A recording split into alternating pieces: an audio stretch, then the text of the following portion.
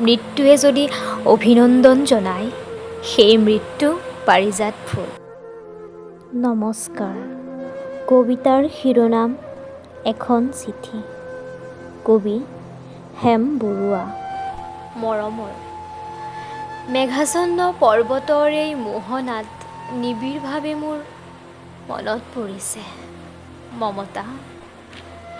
বিদায় মৌন নিথৰ মুহূৰ্তত তোমাৰ চকু উপচি বাৰিষাৰ বান নামিছিল।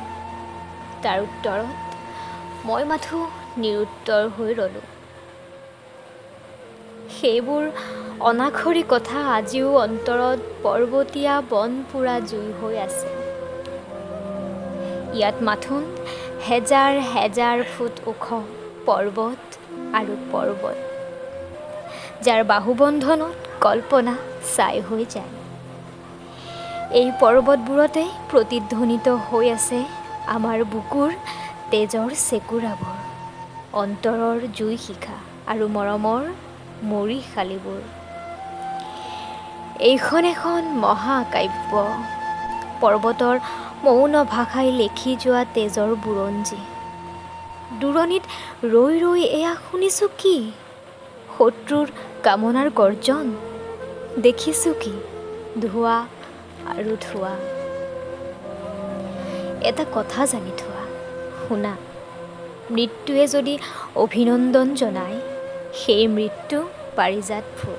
তাত দেৱতাৰ আশীৰ্বাদ আছে। সৰ্বশেষত তোমাক একেষাৰ অনুৰোধ কৰোঁ, এই যে আমাৰ ল'ৰা দুটা, সিহঁতক কেতিয়াও পিতৃৰ অভাৱ অনুভৱ কৰিবলৈ নিদিবা।